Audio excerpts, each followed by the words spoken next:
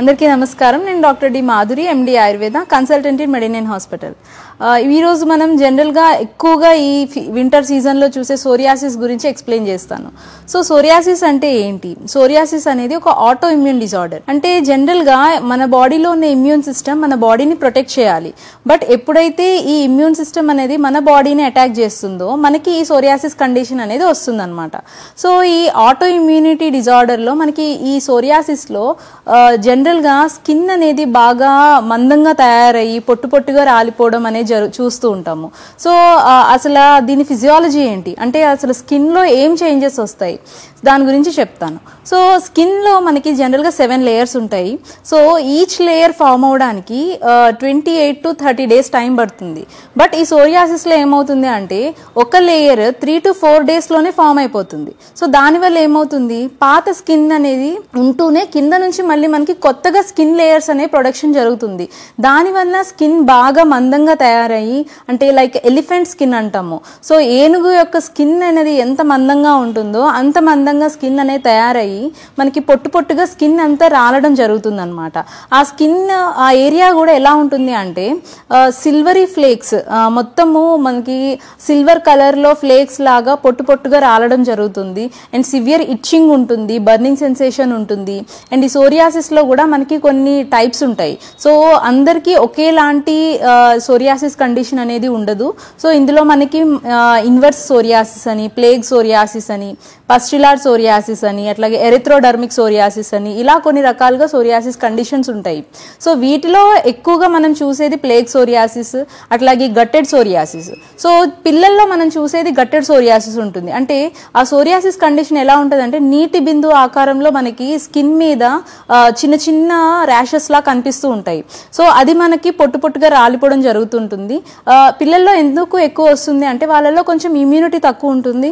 And దాంతోపాటు ఏదైనా viral infection ఏమన్నా ఉన్నా, లైక్ ఫర్ ఎగ్జాంపుల్ చూసుకుంటే స్ట్రెప్ థ్రోట్ ఇన్ఫెక్షన్ కానీ, లేకపోతే ఏమైనా టాన్సిలైటిస్ కండిషన్ లో కానీ, హెచ్ఐవి ఇన్ఫెక్షన్స్ కానీ ఉన్న వాళ్ళల్లో మనం ఈ గట్టెడ్ సోరియాసిస్ అనేది ఎక్కువ చూస్తూ ఉంటాం. అట్లాగే ఇన్వర్స్ సోరియాసిస్ అంటే ఈ ఇన్వర్స్ సోరియాసిస్ లో మనకి స్కిన్ అనేది నార్మల్ గానే అంటే ఒక రెడ్ కలర్ ప్యాచ్ లా ఉంటుంది. బట్ ఫ్లేక్స్ అనేవి ఎక్కువ ఉండవు అనమాట. సో ఇది ఎక్కువగా మడతలు ఉన్న ప్లేసెస్ లో ఎక్కువగా మనం చూస్తూ ఉంటాము. లైక్ ఏంటంటే యాక్సిలర్ రీజియన్ కానీ, అట్లాగే గ్రాయిన్ ఏరియాలో కానీ, అట్లాగే మెడ భాగంలో కానీ ఎక్కడైతే స్కిన్ ఫోల్డింగ్స్ అనేవి ఉంటాయో ఆ ప్లేసెస్ లో మనం ఇన్వర్స్ సోరియాసిస్ అనేది చూస్తూ ఉంటాం. Next erythrodermic psoriasis. ఈ ఎరిథ్రోడర్మిక్ సోరియాసిస్ అనేది ఏంటంటే బాడీ మొత్తం ఉంటుంది. అంటే ఇది కొంచెం కాంప్లికేటెడ్. అంటే పేషెంట్ టాప్ నుంచి బాటమ్ వరకు మొత్తం స్కిన్ అంతా ఈ సోరియాసిస్ తో మొత్తం స్ప్రెడ్ అయ్యి ఉంటుంది. సో వాళ్ళు ఎంత సివియర్ గా ఉంటుంది అంటే ఎక్కడి నుంచి ఉంటే అక్కడ పొట్టుగా స్కిన్ అంతా కింద రాలుతూ ఉంటుంది, అంత సివియర్ గా ఉంటుంది. దీన్ని ఎరిథ్రోడర్మిక్ సోరియాసిస్ అంటాము. సో ప్లేగ్ సోరియాసిస్ అంటే మనకి స్కిన్ అంతా ఫ్లేక్స్ గా రావడము. సో ఇవి మనకి సోరియాసిస్ లో ఉండే టైప్స్.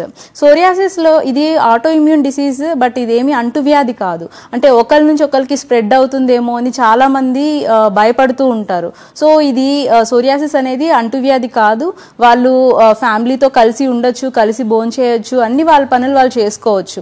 బట్ ఏంటి అంటే వాళ్ళని దూరం పెట్టి సైకలాజికల్ గా వాళ్ళకి మనము అలాగే ఎమోషనల్ గా సపోర్ట్ ఇవ్వాలి. సో వాళ్ళు చాలా డిప్రెస్డ్ కి గురవుతారు. సో వాళ్ళకి ఎంకరేజ్మెంట్ ఇచ్చి వాళ్ళకి ట్రీట్మెంట్ తీసుకోవడానికి హెల్ప్ఫుల్ గా మనం చూడాలన్నమాట. సో దీనికి ఆయుర్వేదిక్ లో ట్రీట్మెంట్ ఎలా ఉంటుంది అంటే మెయిన్గా ఈ సోరియాసిస్లో రక్తం శుద్ధి చేయాలి, అట్లాగే స్కిన్కి కూడా ప్యూరిఫికేషన్ జరగాలి. సో దానికి రిలేటెడ్గా మెయిన్గా శమన ఔషధాలు, శోధన థెరపీస్ అనేవి ఆయుర్వేదంలో ఉంటాయి. శమన చికిత్స అంటే ఇంటర్నల్గా మెడిసిన్స్ ఇస్తాము. శోధన చికిత్స అంటే బాడీ ప్యూరిఫై చేయడానికి పంచకర్మ థెరపీస్ అనేవి చేస్తాం అనమాట. సో ఈ శోధన చికిత్సల్లో మెయిన్గా తక్రధార అని, అట్లాగే విరేచన కర్మ అని, వమన కర్మ అనే ప్రొసీజర్స్ సోరియాసిస్లో అడ్వైజ్ చేస్తాము.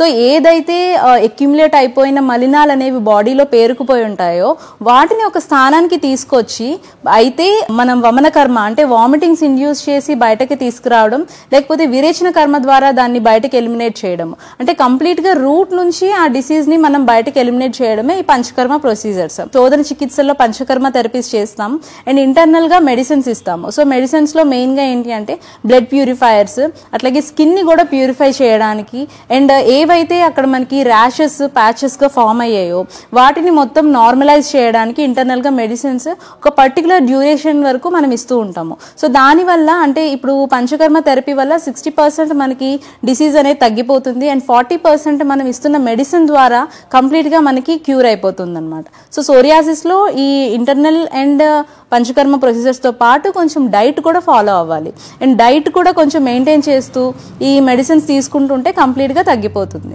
సో ఎవరైనా సోరియాసిస్ కంప్లైంట్తో బాధపడుతూ ఉంటే మా మెడినైన్ హాస్పిటల్కి వచ్చి విజిట్ చేయండి.